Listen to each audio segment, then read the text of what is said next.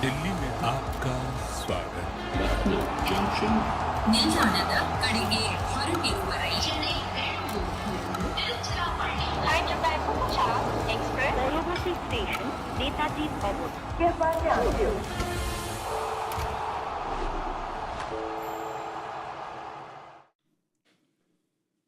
Welcome back to Voltas presents Cricbuzz Live. Well, the rain delayed the party. It was a very long delay, but once the party started, Mumbai came out. They put on that volume at full and they got 203. They got off to a flying start. The first 10 overs, they were cruising along and Punjab pulled things back very well. Suryakumar Yadav 44, Tilak Verma 44, Besto 38. Umar Zaiki picking up 2 wickets. I've got Joyda and Zach with me. Zach, Joyda. They started off very well, but Punjab pulling things back in that second half. You think it's a game on? Yeah, at this stage, you'll say that Punjab has managed to keep them in the game for sure. You're talking about the platform, 10 overs, 102 runs. From there, possibly this is the best Punjab can expect because Mumbai had 8 wickets in hand at that stage. Yes. With so much power to come, so much experience in batting lineup, you're expecting 120. That's something which Mumbai must be thinking in the last 10 overs. They managed to get 101. So I think Punjab will be thinking that there was a little bit of momentum shift at this stage. You've seen in the previous game as well. You're talking about these fine margins. Yes. And when things are not going your way, you just have to somehow find a way of keeping things under control. So from that point of view, I think Punjab at this stage will be thinking, okay, it was a tough day, tough start, but we managed to keep things under control at this stage. They'll definitely fancy their chances here. Joyda, when we did the Combox at 10 overs, they were 102 for 2. The power play, Bairstow gave them the start they wanted, 65 in the power play. At the 10-over point, 102. When we see the progression, we see that 11 to 15th over, that run rate really dipping. They're losing those 2 wickets. Like Zach was saying, Mumbai, with the firepower they have in their batting, they didn't quite end the way they would have liked to end. Absolutely. I think whenever you felt as if they were running away with it, they got a wicket and pulled something back, when Tilak got out, then, every time when Surya got out. 15th over when they lost wickets. And they kept losing wickets at crucial times, and I think that's the one thing. And also Hardik didn't get going, 15 of 13 balls. So really this innings was rescued by Dhir, who I thought played a fantastic innings towards the end. But even him getting out would have caused them 3-4 runs towards the end. So all I'm saying is that, the 220-25 that you expected, that became about 20 runs short. And that's a huge difference in a game like this, in a crucial match like this. We'll have a look at that batting card because like you said, Dhir came to the rescue later on. If he had waited a little longer, things could have maybe been a little more on the with the runs. But Zach, we see both Tilak and Suryakumar Yadav getting those 44 each.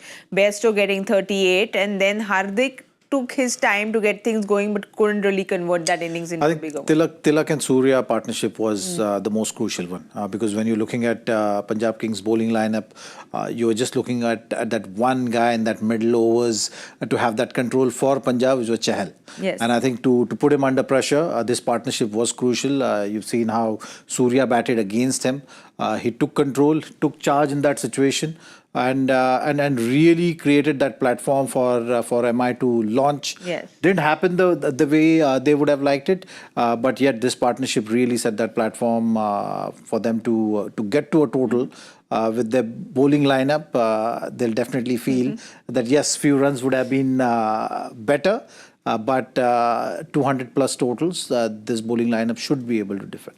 Zach, I wanted to ask you something. You were talking about Viru about this, which is the fact that Chahal expected Surya to take him on side of the wicket and he took him straight. Was that something that he consciously did? Looked like that was plan A. When Chahal was bowling to Surya, he was forcing him to play the cut shot. Yeah. But there was this moment where Surya actually decided to maybe take him on straightish or to wide long on. And that was that shift. So Surya did something which Chahal maybe was not expecting and really taking the game on at that stage. You've seen Surya relies a lot on sweep shot Exactly. and then maybe cut, but hardly he takes the bowlers on in that middle phase that much straightish for sixes. You know, he might look for boundaries.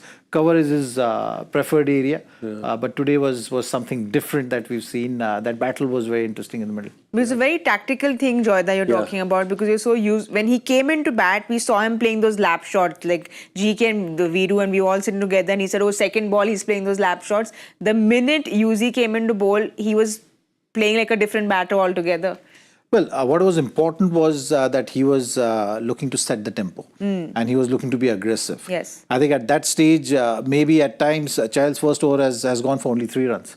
You know, so he was in his spell with the confidence. So Surya understanding that, and that's what experience brings and does things to you, right? Yes. And that's why the value is so high. That Surya really identifying that and was not afraid of taking him on, which was a big plus. Well, he is now the second on that list, on that orange cap, 700 plus runs that he's got this season. Massive season for him, Joyda, 717 runs.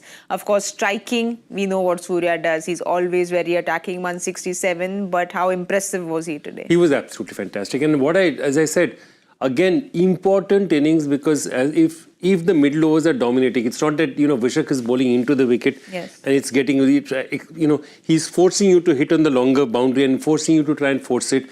The ball has no pace on the ball, so it's difficult. You're forcing your shots. So at that time, if both bowlers had dominated in the middle, it would have been very difficult for them. And they managed to play that time out, I thought, very well. I mean, Tilak and, of course, Surya definitely played that time out very well. And I think that is what is so fascinating about a game like this, because you're seeing where the long boundary is, who's coming into bowl at what kind of stage, which batter is taking what kind of a position against whom. And I thought that most of those battles were won by MI. Yes. Right till the end, where I felt that, again, that 10, 15, 20, 25 runs, they might have been short because they just didn't get runs in the end, the volume. Zach, also promoting Tilak to number 3 worked for him, because we've discussed MI's batting and how pretty much everyone seems to be clicking. Tilak this season hasn't been the Tilak of last season, but coming to 3 has helped him today. There was a good surprise element, I would say, at that stage. Also, Will Jacks not being there. Usually Will Jacks used to be that guy for MI who used to take the game on at that stage if they lose early wicket. Today it was Tilak, because Surya is someone who we all know can really put spinners under pressure. So I think that was the tactical call which they made, and Tilak didn't disappoint. Are you happy to see how Tilak's gone about things today? Because coming into a big game, the pressure's always on you, but very important runs today because you'd lost those 2 wickets. Absolutely. And see, point is, the batting has moved forward. You have also moved forward, okay? And I think it was important for him to score because, your number 7 batter, Raj Angad Bawa, has not had a bat so far. At all. This is the first time he laid bat to ball in the tournament. He played the last match, but obviously we didn't require him. So that there's not that much experience right at the end. So it was important for him to get an innings going. And I think it was really important that they scored runs up front. Because after that we can make out. So they're also setting a template, because I think they're going to look at it. Punjab is going to look at it and say, once the ball grows old and people are going to bowl into the pitch, this is not going to be an easy pitch to bat on, Zach, that's exactly what you were saying in the comm box. We saw them using that slower ball a lot today. So that pitch is slowing up a little bit? We'll have to wait and see. And the first innings, it was very evident. You've seen from the plans of Punjab bowlers, they were consciously making that effort. The percentage of deliveries which they bowled and the dot balls which were bowled by them predominantly were the balls which were bowled into the pitch, slower ones, and that really gave them good results. I think in the second innings, pitch might settle down a little bit. So it might be a tad bit harder, but still going to be a good option. And that's what Mumbai Indians bowlers will be talking about at this stage. All the batters must be saying that into the pitch slower one. If you get it right, it's difficult to hit. And that's going to be the plan. It's just the new ball phase for Punjab, which is going to be the most critical one. The power play is going to be the most critical one. Joyda, you were happy with the way Shreyas rotated the bowlers, because we saw him use Arshdeep first and then I think fourth. So we've seen him kind of rotate those bowlers around. Stoinis came in. We were wondering, is this the correct move right now? But he got that big wicket that he wanted. He got that big wicket, then he didn't bowl again. And of course, it's one of those things. And we were all discussing here. I think Zach said very clearly that Stoinis here is breaking the flow. But it seemed to work out for them. And sometimes nothing succeeds like success, as they say. But Shreyas didn't come back at all, which also tells you that they had a very set plan of how they wanted to bowl. And I think other than Omar Zai, who strayed to a little bit, I thought most of them managed to execute what they wanted to do. You're going to play like that, you're going to get hit also. Yes. But at least if you told them at the start of the game that 203, 204 is what you're chasing, they'd probably take it and say, okay, on a pitch like this, on a wet pitch where maybe gripping the ball may not be that easy, 204 is something that might be, they'll be willing to take on. 204, Joyda, but we know the bowlers that MI have. We know what Bumrah does, we know what Trent Bolt does. But Zach, how do you use Reece Topley coming in today's game? Do you give him the new ball? Do you still go with Bumrah and bowl with the new ball? I think they will possibly use Bumrah's 1 over. We've seen that in the previous game as well.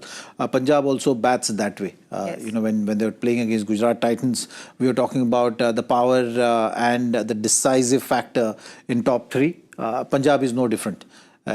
You'll have to make that inroad as quickly as possible. Priyansh and Prab have been really giving them solid start. Yes. You make that inroad early, it's just going to set that platform for your defense. Josh Inglis is another guy, Shreyas is another guy. So top 4 is someone Punjab will be relying heavily on. So I think Bumrah's 1 over is going to be very critical. They're going to use him sparingly, there's no doubt about it. But Reece Topley's different angle and height might also come into play. So these are the 3 options they'll have: Bolt, Reece Topley and Bumrah taking charge in the power play. Joyda, we've seen what Bumrah's done all through this tournament. That post-match presentation, Hardik also said, when do you use Bumrah? It's almost like you use him when things aren't going right. You give him the ball, there's going to be some magic. That Washington Iyer delivery, feel bad for Washi, but just one of the most spectacular balls. So we know what Bumrah can come out and do today. Yeah, absolutely. And he is the crucial part of it. In fact, Zach, we were talking about this, that you've got to make sure that he's not, you use him very well, because the opponent is also looking and is trying to measure by what he's doing and what he's not doing. So how you use him is critical to the game, and how the other team factors that, okay, I'm going to go for he's only going to go for 30. How do I get runs of the rest of the bowlers? How do I compensate to the rest of the bowlers? That's a game. Well, like they said, it's going to be the Mumbai bowlers against the aggressive Punjab batters. Have you all chosen your team yet or not? Because you all you all should do that quickly. It's a grand prize of 1 crore that you all can win on Cricbuzz 11. If you haven't downloaded that app, quickly download that app, because I don't know why you all are waiting for. We've been telling you all to do it, so quickly do it. Lots to win. We have a winner in the house today, and that's Mr. Joy Bhattacharya. So let's give him a round of applause. Joyda, well done on your predictions. Don't thank me. Thank Naman Dhir. I'd like to thank Naman Dhir for making sure it happens. Naman Dhir. The update is second ball 4. So by Prab. So your quick predictions at the power play. I think 61. I'm going to go with 61 for the power play. I thought of 53, so I'll stay there. 53. Ooh, 53, 61. I'm going 65. Okay. Because they go a little aggressive and we want a game on. Thank you, Zach. Thank you, Joyda. We're going to be here very long tonight, but let's hope we get an exciting nail-biter finisher, because that's what we want. We'll come back, give you all the updates at the 10 over point at the Cricbuzz Combox. Thank you for watching. Voltas presents Cricbuzz Live.